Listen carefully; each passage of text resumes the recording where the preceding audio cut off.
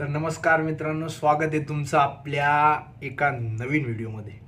आजचा व्हिडिओचा टॉपिक असा आहे की बिग बॉस मराठी सीझन 6 उद्यापासून चालू होते आणि तुम्ही जर का राधा पाटील किंवा गौतमी पाटील या दोन्हीमधून या दोन्हींचे फॅन लोक असाल तर तुमच्यासाठी खुशखबर आहे। राधा पाटील किंवा गौतमी पाटील ह्या दोघींचे 50-50 चान्स हे बिग बॉस मराठी सीझन 6 मध्ये कन्फर्म आहे। कारण आत्ताच बिग बॉस मराठी सीझन 6 च्या ऑफिशियल पेजमध्ये एका लावण्य